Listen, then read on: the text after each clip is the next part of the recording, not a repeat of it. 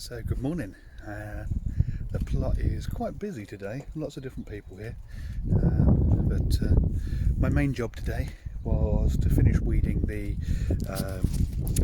area over here where all the rhubarb is. There's lots of other fruit there, which includes raspberry, blackberry, along with I think it's Japanese white currant and a few other currants and things, gooseberry, and a couple of the fruit trees, one of which I think is an apple tree, which has got some lovely pillar fruit on it today, so that's looking good. In fact, all the fruit trees are looking really good, they're all in bud. Today was more about flowers though today, because one of the things that I've done is around the fruit, don't want it just to be plain bare soil, that's just boring. So decided that what we'd go and do is pull out all the weeds, leave little tufts of grass. I don't mind those, especially, you know, they all tend to be short grass, so I'm fine with those. And the idea was to till it all over. Once I'd got the major weeds out, things like the dandelions, the nettles, dock leaves, stuff like that. Once they were all out, I was then able to till it all over, just to churn it all up and make it a good kind of ground for sowing seed direct on. And then what I've gone and done is made a mix of white clover seeds, which is a bit of a green manure, so they're really good when they go and die off. They're really cool, because they'll put a load of nitrogen back into the ground. Then what else did we put in there? It was seeds with marigolds, some dahlia, lots of cosmos, some zinnia, so basically a couple of foxgloves as well actually, which are almost like flour, they're so fine, those seeds. But nice big mix of those, mixed it all up together in a bowl, and then went and sprinkled it all round on top of that, sort of trod round on top just to get it to sort of bed in a little bit, and hopefully the birds won't go and kill it all off and eat it all. But hopefully we'll get a little bit of rain in the next few days that will start that lot off. The ground's fairly damp anyway, but I'm sure it'll dry out today. But hopefully those seeds will all start off, and rather than having kind of boring mud, we'll end up with some nice little flowers sprouting amongst all the fruits, and interspersed with that basically white clover, which is the normal clover you'll see on a lot of grass. So it doesn't grow very big, but it prevents lots of other weeds coming up, so we'll see what it's like. On top of that, we've got lots of other things growing really nicely at the minute, but I'm basically trying to burn off all the old weeds. Need to go and prick out all the seedlings that I've got growing in the greenhouse, and then once that's done, I'm finished for the day. So yeah, here you can see the climbing hydrangea is doing pretty well actually. It started off about a third of that height middle of last summer when we planted it, so it's coming up, and it's basically into an old tent frame that's basically turned into a bit of a kind of rose arch without any roses. On this side it's passiflora, and these ones, especially this one here, growing right up, planted at exactly the same time. I do love these little sort of gripper bits, whatever you want to call them. I'm sure someone will tell me, but they've gone really well. So on this plot tour you can see here we've got the incinerator going that's burning off all those weeds, horrible stuff. Behind that they've got 3 pallet collars, which will eventually be where I put the sweet corn when they grow. And this entire area here, which is a bit of a mess, I'm going to put some poles in and make some wigwams for all the bonnet beans. Beyond that, you can just about see all the way along there is Bridget's flower area. She's planted a lot of sweet peas, some bits. There is a fruit bush down there. Don't know actually what it is, but we'll find out. Some leeks that I sowed last year, they did actually pop up, so we've ended up not doing much with that little bit.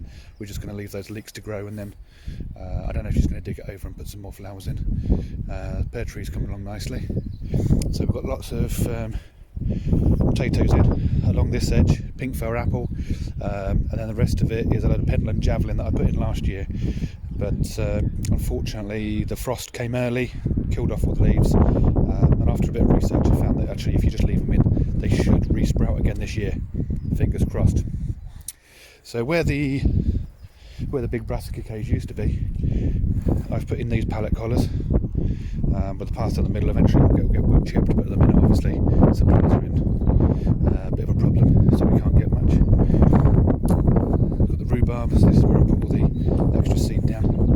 Gooseberry bush is looking quite nice. I have heard that you are actually supposed to go down the middle of it from the top and snip bits off, so it gives it a kind of larger area to grow the gooseberries, but we're not massive eaters of gooseberries, so I'm not too worried. I'm just going to leave it to grow as nature intended.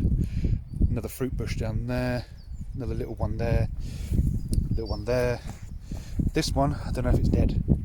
It's not showing any signs of life at the minute. But then this fruit's coming along nicely. Then you've got the various raspberries and blackberries there, with more rhubarb. Then a mess. Strawberries are looking good. Let me get the shadow out of the way. The strawberries going. Then the other palette colours. I've got the area ready for the parsnips and the carrots, and we've got the garlic in the background there. And let's have a look in the greenhouse, see how that's doing.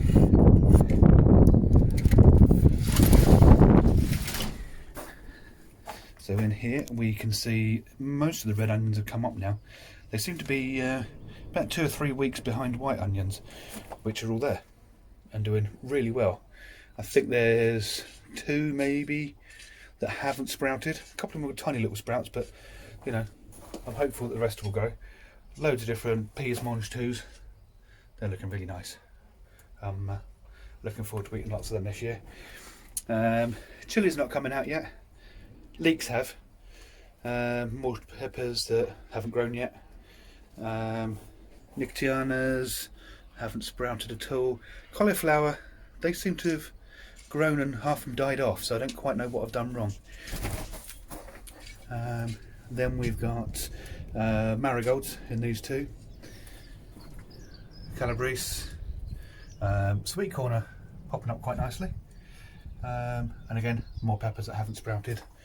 Here we've got the nasturtiums and marigolds, which will eventually line the inner edge of this arch, this lovely archway, and the peas will go up around the outside.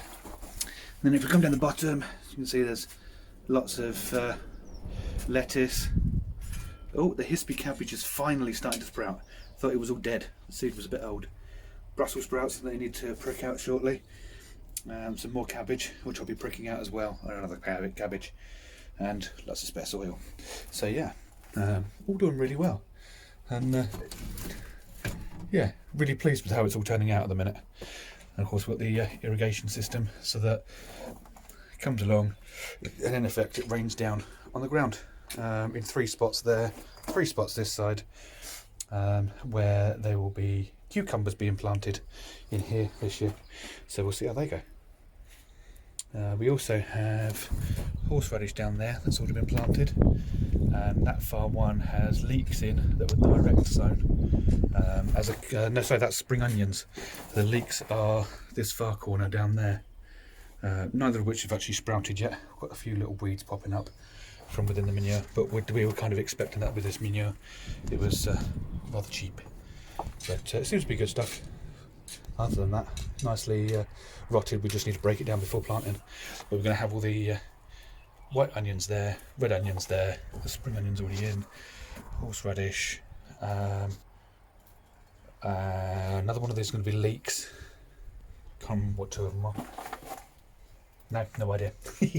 Never mind. But yeah, the entire plot, it's getting there. So as you should be able to see now, the greyhound and red cabbage have all been pricked out, so there's only 1 left in each pot, lot removed, and now it's on to all the rest of the stuff, especially these leeks. Okay, so these are the leeks which I've pricked out, so there's only 1 left in each, and looking at it, I think I've got 12 really good leeks there, so we'll see how they get on. I did notice when watering that the mixed sweet peppers are starting to come up. I think I mentioned that the Hisby cabbage is now finally starting to sprout, and yeah, sweet corn's looking nice. These peppers haven't started yet, but I've got some on the window ledge at home. Peppers will all be going into the polytunnel. So yeah, I'm pleased with today's work, and I think that's about a wrap. Yeah, so anyway, let me know what you think of this video. I normally do a blog rather than a vlog, but I'm not sure which format I prefer. I think with the blog, it's more photos with a bit of text, and you can just see. Whereas the vlog, I think you've got to be interested in what someone's saying. So I'm not sure if I'm interesting enough, but we'll see. All right, goodbye for now.